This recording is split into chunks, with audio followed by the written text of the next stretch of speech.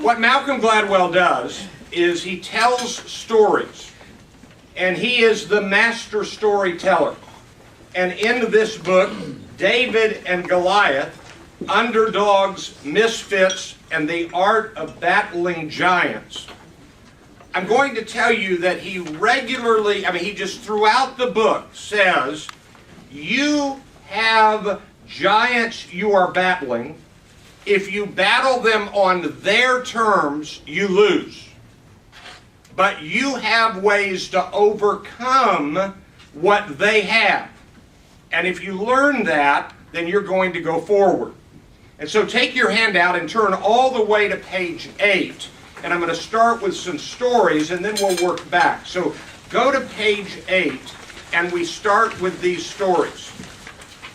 The shepherd with a sling against the clumsy giant who would not change his game plan.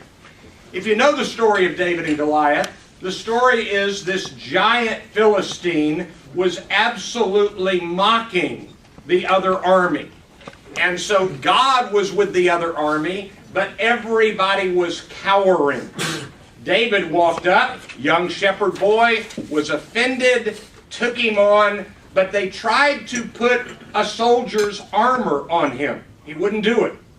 He knew that if he got in close combat, he was finished. It turns out, if you read the story, that Goliath probably had a disease. The disease, I'm not sure I'm pronouncing it correctly, acromegaly. And it is a disease that causes large, fast growth. You get very large, and you can no longer see well or move well.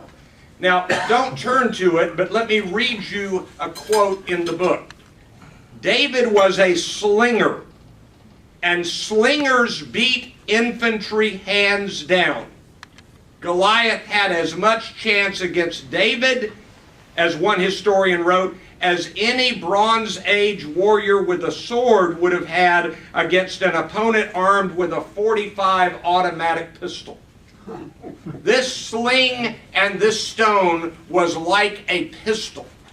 And so he turned his disadvantage, his small size, into the advantage with a skill that he had developed. That's one of the main points of this remarkable book.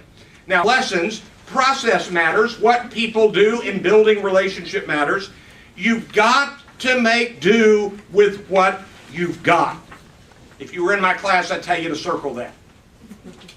I can't do certain things that other people can do, but I can do some things.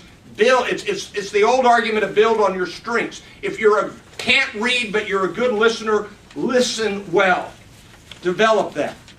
And it's the lesson of the inverted curve. Some is good, but too much may be not so good. Do you know that it's really good to have a glass of wine every night?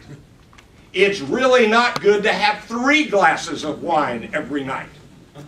All right, turn to page 2. Got to move quickly. Why is this book worth our time? This is a career advice book. The book helps you think about what pond to fish in, and it's better to be a big fish in a small pond than a small fish in a big pond. The book is clear about that.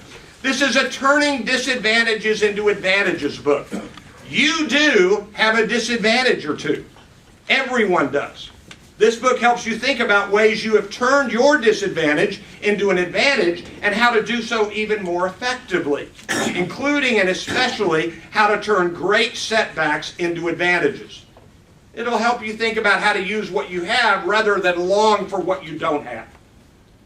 The book is a This Is Why Relationships Really Matter book. Every kind of relationship. This book is definitely a book to help you think about the very real experience and danger of unintended consequences. Too small a class size, too big a shift. Too many people in prison for not all that good a reason, it turns out, bad idea. This is a book to simply help you see things and think about things differently. So, here are my takeaways.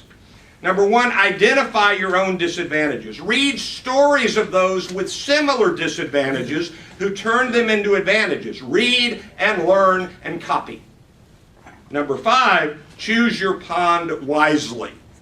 Don't be a small fish in a big pond. It turns against you. Do everything you can to choose a pond where you can be a player, a big fish. If you do so, you will be more productive and more successful. Malcolm Gladwell, David and Goliath, underdogs, misfits, and the art of battling giants. And we are all, in some way, an underdog or a misfit. Hope you found this useful. Thank you very much.